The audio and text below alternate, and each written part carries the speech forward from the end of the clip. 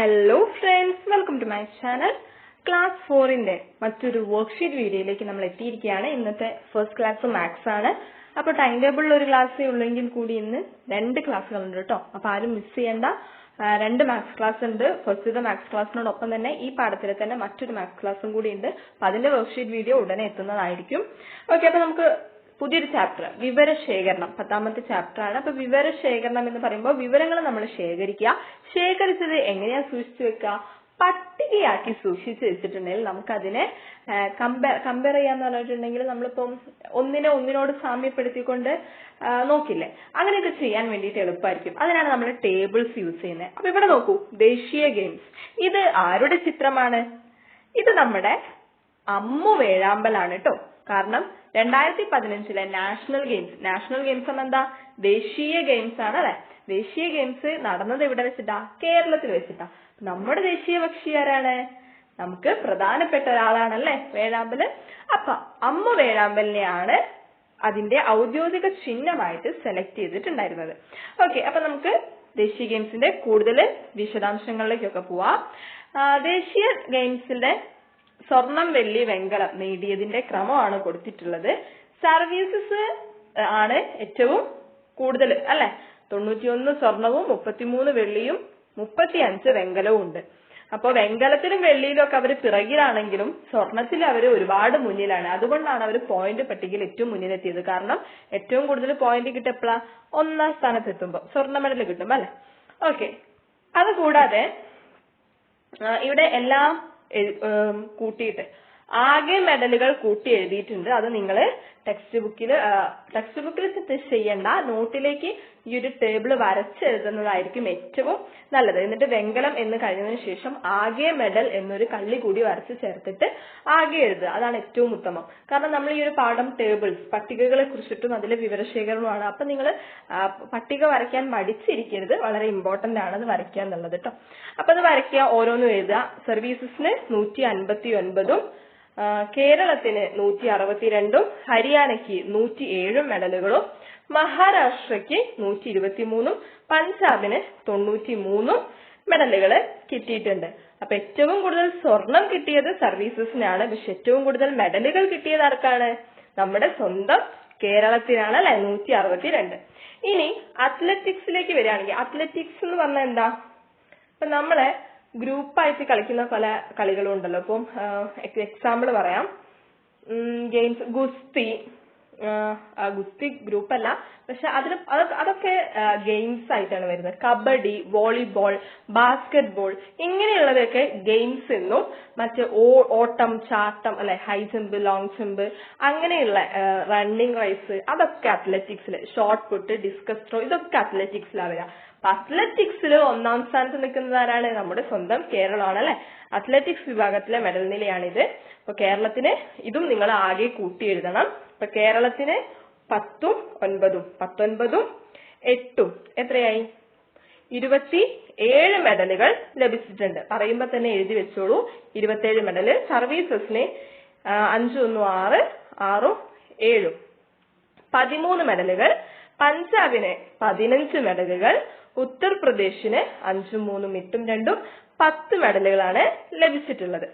Okay, അപ്പൊ ഇതിൽ നിന്നും നമുക്ക് എന്തൊക്കെ ചോദ്യങ്ങൾ ഉണ്ടാക്കാമെന്ന് ചോദിച്ചിട്ടുണ്ടായിരുന്നു. അപ്പൊ കുറച്ച് ചോദ്യങ്ങളൊക്കെ നമ്മുടെ ടെക്സ്റ്റ് ബുക്കിലുണ്ട്. പിന്നെ എന്തൊക്കെ ഉണ്ടാക്കാം? Which team get most medals? ഏത് ടീമിനാണ് കൂടുതൽ മെഡലുകൾ ലഭിച്ചത്? How many more medals get Kerala? How many medals get Kerala more than services? സർവീസസിനേക്കാളും എത്ര മെഡലുകൾ കൂടുതൽ കേരളത്തിന് ലഭിച്ചു? അങ്ങനെ നമുക്ക് ഓരോ ടീമിനും മറ്റൊരു ടീമിനെ താരതമ്യം ചെയ്തുകൊണ്ട് എത്ര ലഭിച്ചു എന്ന് ചോദിക്കാം അല്ലെ. Maharashtra got how much more medals, how many more medals more than Punjab എന്ന് ചോദിക്കാം. അപ്പൊ അതൊക്കെ കണക്കാക്കിയിട്ട് ഉത്തരമായിട്ട് എഴുതുകയും ചെയ്യാം. ജസ്റ്റ് ഒരു എക്സാമ്പിൾ പറഞ്ഞു എന്നേ ഉള്ളൂ. വളരെ സിമ്പിൾ ആയിട്ടുള്ള വർക്കാണ്. അതുപോലെ തന്നെ ഇവിടെ നമ്മളൊരു ക്ലാസ്സിൽ ഗ്രേഡ് കൊടുത്തിട്ടുണ്ട്. ABCC ABBBBDC. അപ്പൊ ഇത് കണ്ടാൽ തന്നെ നമുക്കറിയാം ഏറ്റവും കൂടുതൽ കിട്ടിയിട്ടുള്ളത് B ആണ്. ആൻഡ് 2 പേർക്ക് എ ഗ്രേഡ് കിട്ടിയിട്ടുള്ളത്. അപ്പൊ ഇതൊക്കെ നമുക്ക് ചോദ്യമായിട്ട് ചോദിക്കാം അല്ലെ. ഒരു എക്സാമ്പിൾ പറഞ്ഞുതരാം. How many children got A grade? എത്ര കുട്ടികൾക്ക് എ ഗ്രേഡ് ലഭിച്ചു? Which is the grade most children got? കൂടുതൽ കുട്ടികൾക്കും ലഭിച്ച ഗ്രേഡ് ഏതാണ്? അതുപോലെ തന്നെ എങ്ങനെ ചോദിക്കാം? Which is the grade less children got? ഏറ്റവും കുറവ് കുട്ടികൾക്ക് ലഭിച്ച ഗ്രേഡ് ഏതാണ്? അങ്ങനെ നമുക്ക് ഒരുപാട് ചോദ്യങ്ങൾ ഉണ്ടാക്കാം. ഓക്കെ, അതിനുശേഷം മറ്റൊരു പ്രവർത്തനം പഠനയാത്രയാണ്. 4ാം ക്ലാസ്സിൽ നിന്നും പഠനയാത്രയ്ക്ക് പോകുകയാണ്. എയിൽ നിന്ന് 18 കുട്ടികളും ബിയിൽ നിന്ന് 12 കുട്ടികളും സി ഡി എന്നീ ഡിവിഷനുകളിൽ നിന്ന് 15 കുട്ടികൾ വീതവും പഠനയാത്രയ്ക്ക് പോയി. ക്ലാസ് ഡിവിഷനും പഠനയാത്രയ്ക്ക് പോയവരുടെ എണ്ണവും കാണിക്കുന്ന പട്ടിക തയ്യാറാക്കുക. വളരെ സിമ്പിൾ ആണല്ലേ. നമുക്കൊക്കെ പട്ടിക തയ്യാറാക്കണമെങ്കിൽ നമ്മളൊക്കെ ഇപ്പൊ വലിയ കുട്ടികളായി കഴിഞ്ഞു. 4ാം ക്ലാസ്സിൽ ഉള്ളതിനേക്കാളും നിങ്ങൾ വിടുക്കലല്ലേ. അപ്പൊ 4ാം ക്ലാസ്സിൽ ഈ പ്രവർത്തനമൊക്കെ നമുക്ക് വളരെ സിമ്പിൾ ആണ്. എങ്ങനെ തയ്യാറാക്കാം? എ ബി സി ഡി എന്നൊരു പട്ടിക ഒരു കള്ളിയിൽ വരും. മറ്റേത് പഠനയാത്രയ്ക്ക് പോയ കുട്ടികളുടെ എണ്ണം അതൊരു മറ്റൊരു കള്ളിയിലും വരും. ആ 3ാമത്തെ കള്ളി അവിടെ ആവശ്യമില്ല. ഈ 2 കള്ളി തന്നെ മതി. ഇങ്ങനെയാണ് നമ്മൾ പട്ടികപ്പെടുത്തുന്നത്. ഓക്കെ, ഇനി തന്നിരിക്കുന്ന മറ്റൊരു പ്രവർത്തനം പാർക്കിൽ കളിക്കാം. അപ്പുവും കൂട്ടുകാരും പാർക്കിലെത്തി. എവിടെയും മനോഹരമായ കാഴ്ചകൾ.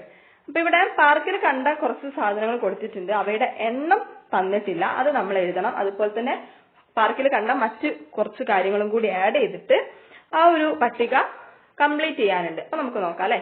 ഇതാണ് നമ്മളുടെ മനോഹരമായിട്ടുള്ള പാർക്ക്. നല്ല രസമുണ്ടല്ലേ കാണാൻ വേണ്ടിയിട്ട്. ഓക്കെ, അപ്പൊ ഇതില് ബഹുവർണ്ണക്കുട എത്ര എണ്ണം ഉണ്ട്?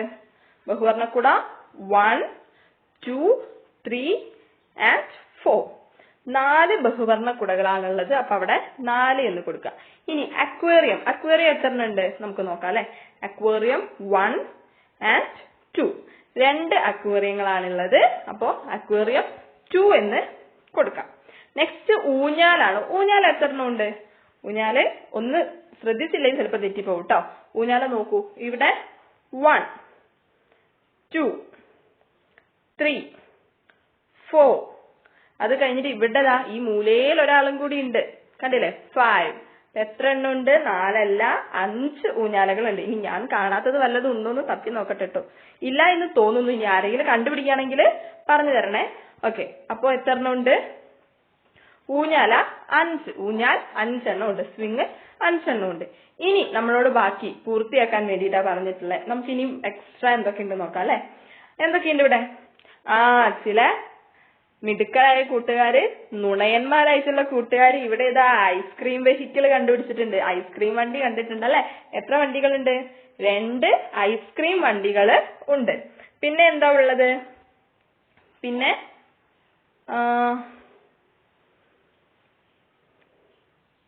സ്ലൈഡ് ഉണ്ട് അല്ലെ. ഇവിടെ നോക്കൂ, 2 സ്ലൈഡുകൾ ഉണ്ട്.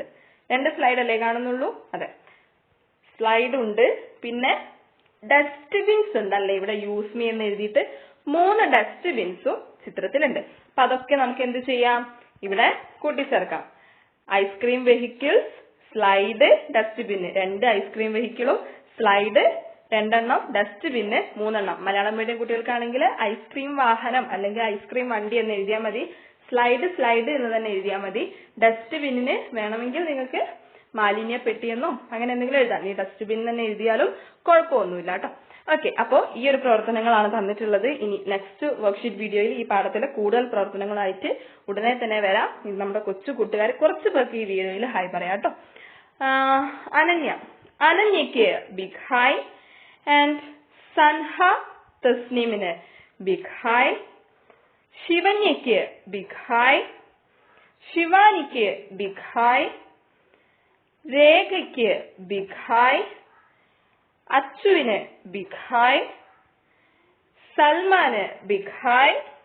സഫ്വാന് ബിഗ് ഹായ് ആൻഡ് അഭിനന്ദിന് ബിഗ് ഹായ്. ഇനിയുള്ള കൂട്ടർക്ക് നെക്സ്റ്റ് വീഡിയോയിൽ പറയാം.